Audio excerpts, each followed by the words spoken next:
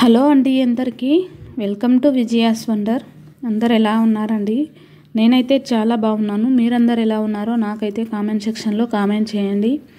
ఇంకా ఈరోజు వీడియోలోకైతే మనం వెళ్ళిపోదామండి. ఈరోజు వీడియో ఏమిటంటే ఈ టిప్ ఫాలో అయితే ఏసీ ఉన్న కరెంట్ బిల్లు 100లోనే ఉంటుంది అన్నది నేను ఈరోజు వీడియోలో మీకు చెప్తున్నానండి. అదేంటి ఏసీ ఉండి వేలల్లో కదా కరెంట్ బిల్ వచ్చేది, వందల్లో ఎలా ఉంటుంది అని మీకు డౌట్ రావచ్చు.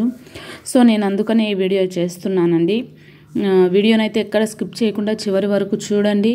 మన ఛానల్ని ఎవరైనా కొత్తగా విజిట్ చేసింటే మాత్రం ప్లీజ్ సబ్స్క్రైబ్ చేసుకోండి. ఇదొక వీడియో చూసి నేను సబ్స్క్రైబ్ చేయమని అడగడం లేదు, కానీ చాలా మనీ సేవింగ్స్ వీడియోస్ ఉన్నాయండి. అందులో ఏ ఒక్కటి మీకు నచ్చినా ప్లీజ్ సబ్స్క్రైబ్ చేసుకోండి.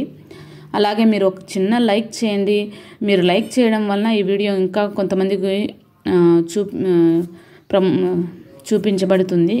ఇంకా అదేవిధంగా మీకు ఈ వీడియో ఏమాత్రం ఉపయోగపడింది అని అనిపిస్తే మాత్రం మీ ఫ్రెండ్స్ అండ్ రిలేటివ్స్కు షేర్ చేయండి. ఇంకా వీడియోలోకైతే మనం వెళ్ళిపోదామండి. నిజమేనండి, ఎండాకాలం వచ్చిందంటే ఈ ఏసీలు ఉంటాయి. ఏసీలు ఉన్నాయన్న ఆనందం కంటే కరెంట్ బిల్లు కట్టలేము అన్నటువంటి బాధనే మనల్ని ఎక్కువగా బాధిస్తూ ఉంటుందండి. సో వేలల్లో కరెంట్ బిల్ అండి, 2000, 3000, 4000 ఇది గవర్నమెంట్ పెంచిందో లేదంటే మనం ఏసీ వాడడం వల్ల పెరిగిందో అస్సలు అర్థం కాదు. కానీ ఇన్ని రోజుల్లో వందల్లో ఉన్నటువంటి కరెంట్ బిల్లు ఇప్పుడు వేలల్లోకి వెళ్ళిపోతూ ఉందండి. సో మనకు కొంచెం భారంగానే ఉంటుంది. ఈ సిచ్యువేషన్లో విలేజ్లో ఉంటే బాగుంటుంది అని అనిపిస్తారు. ఎందుకంటే బయట పడుకోవచ్చు, బయట ఆకాశాన్ని చూస్తూ చల్లటి గాలి, ఇరు పక్కన వాళ్ళతో మాట్లాడుతూ హ్యాపీగా ఉంటుంది అని అనిపిస్తుంది. కానీ ఇప్పుడు విలేజ్లలో కూడా వాతావరణం అంతంత మాత్రమే ఉందండి. నేను ఎలా చెప్పగలనంటే నేను కూడా ఇప్పుడు విలేజ్లో ఉన్నానండి. సో ఈ విలేజ్లలో కూడా దోమల బాధ, అస్సలు దోమలు విపరీతంగా ఉన్నాయండి. ఈ నెట్టు కట్టుకున్నా కానీ బయట పడుకోలేని పరిస్థితి, పొద్దునికి అంత శవంలాగా అయిపోతామేమో అనిపిస్తుంది. అంత పరిస్థితి అంత దారుణంగా ఉందండి. సో సిటీలో ఉన్న వాళ్ళు బయట పడుకుందామంటే దొంగల భయం. ఇంకా అదేవిధంగా విలేజ్లో ఉన్న వాళ్ళకు కూడా ఈ వాట్సాప్లు, ఫేస్బుక్లు వచ్చిన తర్వాత ఈ దొంగల పడుతున్నారు, అది చేస్తున్నారు, ఇది చేస్తున్నారు. మీ అందరికీ గుర్తుందా అండి? అప్పుడు సమ్మర్ వచ్చిందంటే ఓ స్త్రీ రేపురా అని గోడలపైన రాసుకునేవాళ్ళు. సో ఈ సిచ్యువేషన్ గుర్తున్న వాళ్ళందరూ ఒక కామెంట్ చేయండి. సో ఎండాకాలం వచ్చిందంటే ఏదో ఒక పుకారి తప్పకుండా పుట్టిస్తూ ఉంటారు ప్రజలు. సో అది ఎక్కడి నుంచి వస్తుందో, ఎలా వస్తుందో నాకైతే తెలియదు, కానీ పుకారైతే ఖచ్చితంగా పుడుతుంది.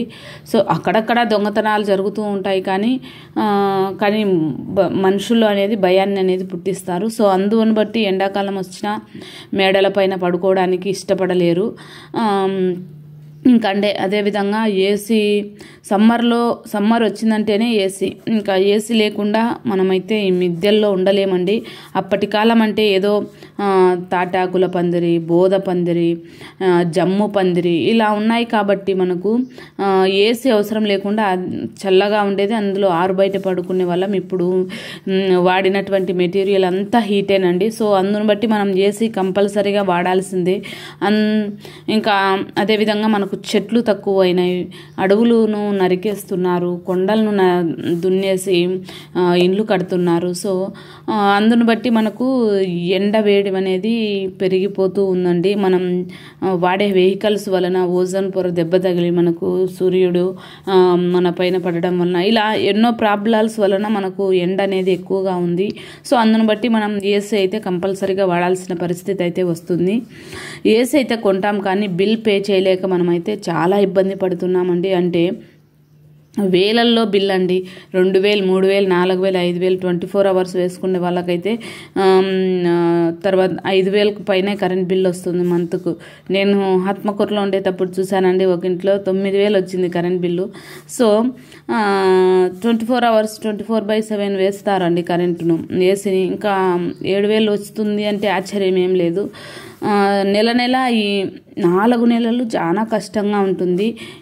ఏసీ లేకుంటే పడుకోలేము, ఏసీ వేసుకుంటే కరెంట్ బిల్ వస్తుందేమంటే టెన్షను. ఇంకా తర్వాత ఏసీ ఉండి కరెంట్ బిల్లు తక్కువ అనేది అసాధ్యం అండి. మీరు అనుకోవచ్చు కరెంట్ బిల్లు తక్కువ రావాలని. ఏసీ ఉంటే కరెంట్ బిల్లు తక్కువ రావడం అనేది అసాధ్యము. ఇంకా ఈ వేలల్లోనే ఉంటుంది.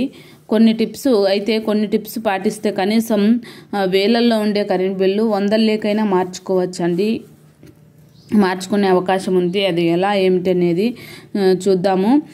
ఏసీ వాడుతున్నప్పుడు 24 అని మనకు బేసిక్లో రిమోట్లో మనకు 24 డిగ్రీసే మనకి ఇస్తారండి. సో మనం 24 నుంచి మనం స్టార్ట్ చేయాలి. ఈ బిలోకి మనం రాకూడదు. 24, 23, 22, 21, 20 ఇక్కడ మనం అయితే ఎప్పుడు ఏసీని బిలోకి మనం పెట్టకూడదు. మనం 24 అబోనే సెలెక్ట్ చేసుకోవాలి. మనకు తొందరగా కూల్ కావాలని చెప్పి మనం ఏం చేస్తాం, 18 డిగ్రీస్లో పెడతాం. ఈ 18 డిగ్రీస్లో పెడితే మనకి ఏమవుతుంది, కరెంట్ అనేది ఎక్కువ యూనిట్స్ మనకు లాగుతుంది. సో అలా మనకు రూమ్ కూల్ కావడం కోసం ఎక్కువ యూనిట్స్ లాగడం వల్ల మనకు కరెంట్ బిల్లు ఒక్క రోజుకే మనకు 1000కు వెళ్ళిపోతుందండి. సో దానికి మనం అలా కాకుండా ఉండాలంటే మనం 24 డిగ్రీస్లోనే మనము స్టార్ట్ చేయాలి. కొంచెం టైం పడుతుంది కూల్ కావడానికి. సో మనకు ఫ్యాన్ కంటే ఏసీ కొంచెం బెటర్ కదండి. సో దానికి మించకుండా మనం 24కు మించకుండా మనం చూసుకోవాలి. అలా చేయగలిగితే మాత్రం మనం కరెంట్ బిల్ తగ్గించగలం. ఇంకా ఆ తర్వాత ఒక్కొక్కటి మనం పెంచినప్పుడు 24, 25 ఇంకా ఒకసారి వన్స్ కూల్ అయిన తర్వాత మనకు ఆటోమేటిక్గా కూల్గానే ఉంటుంది ఈ రూము. అలాంటప్పుడు మనం ఒక్కొక్కటి పెంచినప్పుడు మనకు 6 యూనిట్ల కరెంటు ఆదా అవుతూ వస్తుందండి. సో మీరు ఈ విషయాన్ని గుర్తుంచుకోండి. 24కు పైనే మీరు టెంపరేచర్ను సెట్ చేసుకోండి, లోపల మాత్రం మీరు సెట్ చేసుకోవద్దు.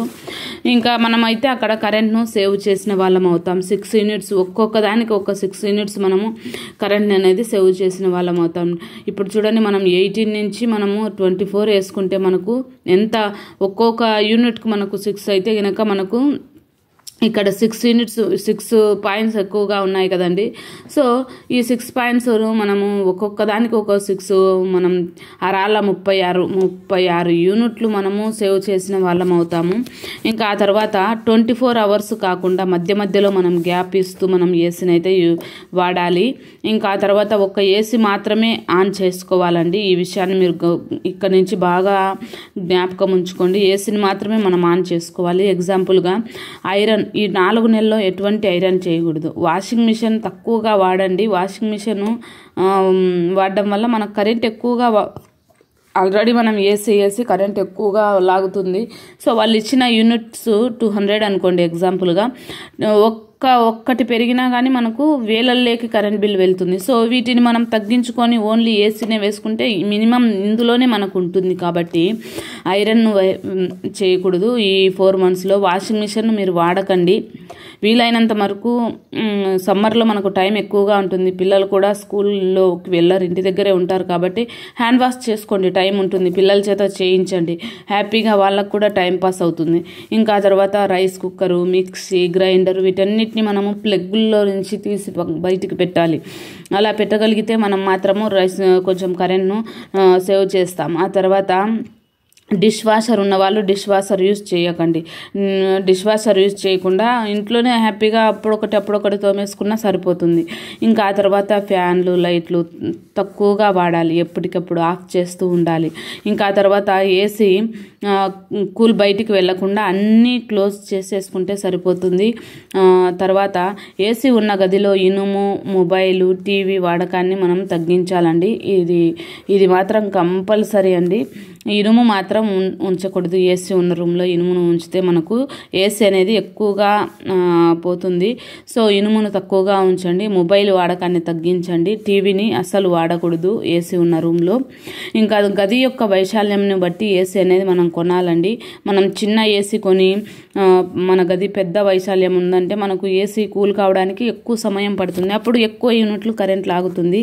సో తర్వాత వాటర్ వేస్ట్ చేయకూడదండి. మీరు అనుకోవచ్చు వాటర్కి ఏం సంబంధం ఉందని. మనం వాటర్ వేస్ట్ చేస్తే మోటార్ అస్తమానం వేస్తూ ఉంటాం కదా.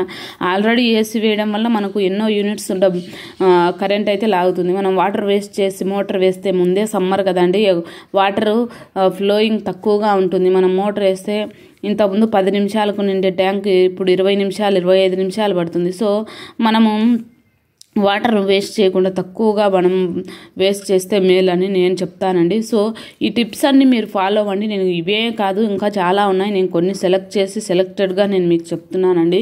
ఇవన్నీ మనం వాడడం వల్ల మనకు 2000 3000 వచ్చే కరెంట్ బిల్లు కనీసం 1900 అలా వస్తుందండి. ఇది రావడం కష్టమే, బట్ మనం ఇవన్నీ పాటించడం ద్వారా కొంచెమైనా మనం సేవ్ చేసిన వాళ్ళం అవుతాము కరెంట్ బిల్ను. సో ఈరోజు వీడియో ఇదేనండి. వీడియో నచ్చితే ఒక లైక్ చేయండి. మరొక మంచి వీడియోతో మళ్ళీ కలుద్దాం. Bye friends.